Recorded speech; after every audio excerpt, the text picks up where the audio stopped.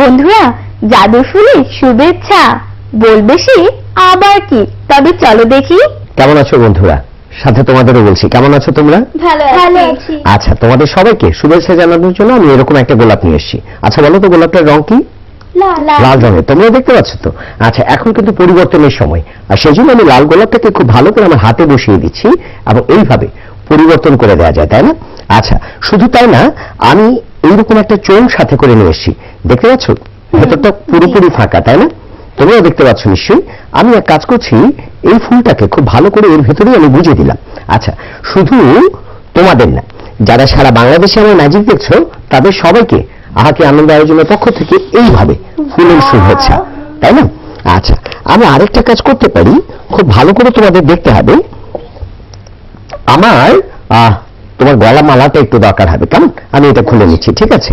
আমি এই মালাটাকে খুব ভালো করে খুলে নিলাম। আচ্ছা, তোমরা দেখতে পাচ্ছ বন্ধুরা, তাই না? তুমিও দেখতে পাচ্ছ। তোমাকে এটা ধরতে হবে, কেমন? আমার কাছে এইরকম একটা খালি কাগজের ঠোঙা আছে। ঠোঙাটা যে সত্যি কাগজে তৈরি বোঝানোর জন্য আমি খানিকটা অংশ এইভাবে ছিঁড়ে নিলাম, ঠিক আছে?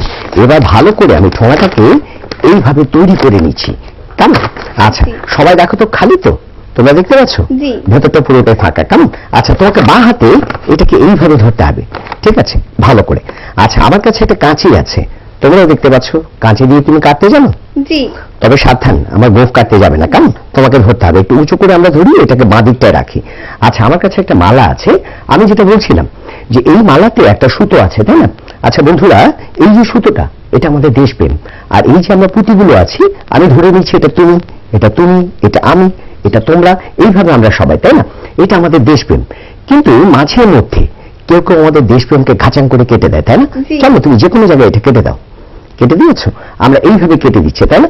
কিন্তু এদেশের মানুষগুলো, আমরা তো সবাই এইভাবে একটা জায়গায় এদেশেই থাকি, তাই না? এইভাবে। কিন্তু এই দেশপ্রেম এইখানে নিস্তার নেই। চলো, এটাকে আমরা আরেকবার কাটি। আমরা এটাকে আরো একবার কাটি, ঠিক আছে? এইভাবে কাটতে কাটতে ব্যাপারটা হয়ে দাঁড়িয়েছে এইরকম যে আমাদের দেশপ্রেম এইরকম একেবারে তলানিতে এসে ঠেকেছে।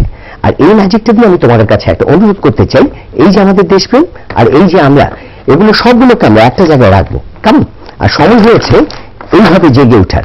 আমরা সবাই যদি জেগে উঠতে জানি, গর্জে উঠতে জানি, তাহলে বিশ্ব দরবারে আমরা দেখাতে পারি যে আমরা বাংলাদেশের মানুষ। আমরা সবাই এক হয়ে থাকতে জানি, এক করে করতে জানি, তাই না? আমরা সবাই এইভাবে থাকবো, ঠিক আছে?